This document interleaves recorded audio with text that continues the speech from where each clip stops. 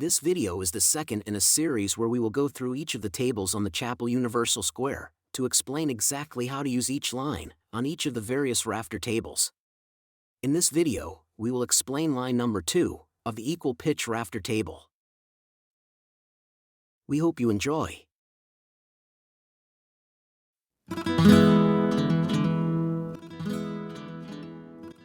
Line number 2. The length of the hip or valley rafter per inch of common run. The values on line 2 of the Equal Pitch Rafter Table represent the ratio of the length of the hip or valley rafter to the inch of run of the common rafter, or any unit of 1.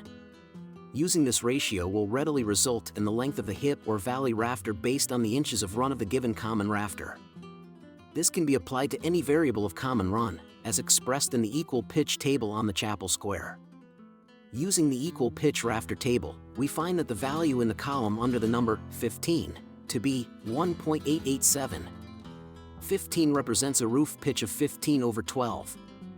This factor specifies that for each inch, or unit of 1, of the common run, the hip or valley length will increase by the ratio of 1.887 inches.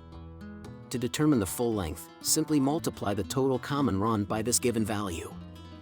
Example, say we have a run of 127.5 inches, and the common pitch is 15 over 12.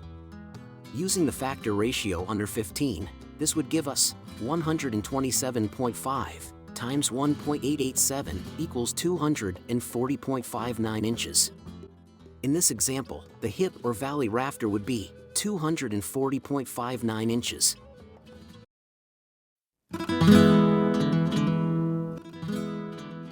Factor 2.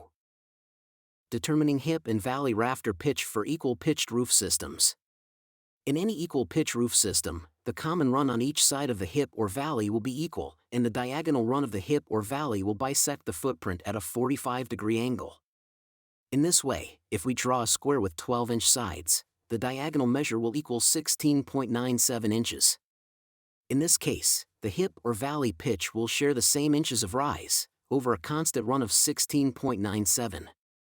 Using a 10 over 12 pitch as an example, the hip or valley pitch will simply use 10 over 16.97 on the body of the square. This is a constant that applies to any equal pitched hip or valley roof system. To facilitate this, the Chappell Square has a mark etched and a printed readout at 16.97. Not only does this allow one to make a precise layout, but it also acts as a blatant reminder so that one will never forget this simple and beautiful rule.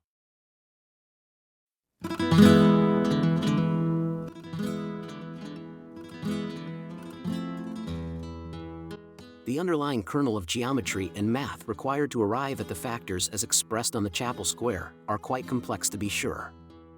The beauty of the Chappell Square is that it makes this information present, available, and readily accessible to apply directly to your next challenging roof system, leaving you free to visualize your next project with the assurance that the Chappell Square will have your back.